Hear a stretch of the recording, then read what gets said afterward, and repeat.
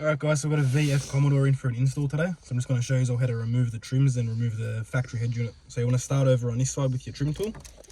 Pop it out from the top, just like that.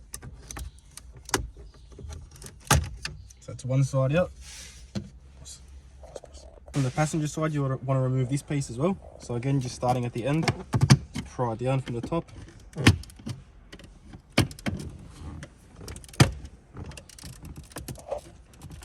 And that's it.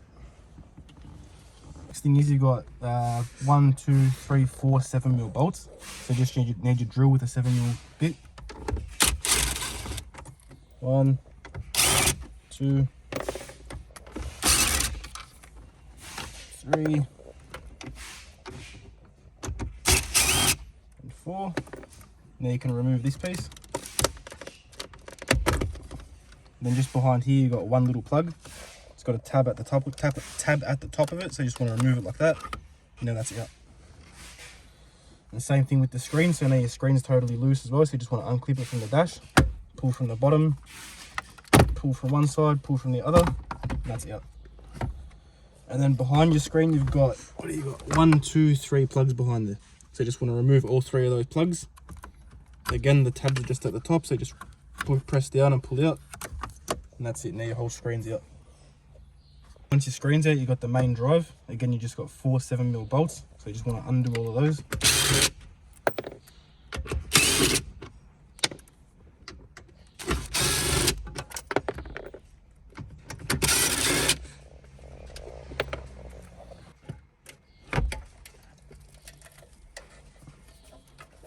Right, so now your factory drive is out, so you've got all these main connectors which you want to disconnect.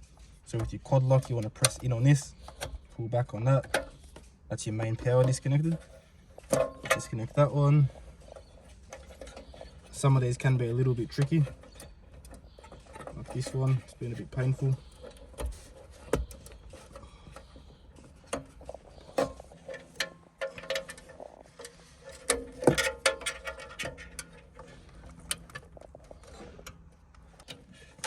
That's it. So now you got your main drive. Yeah.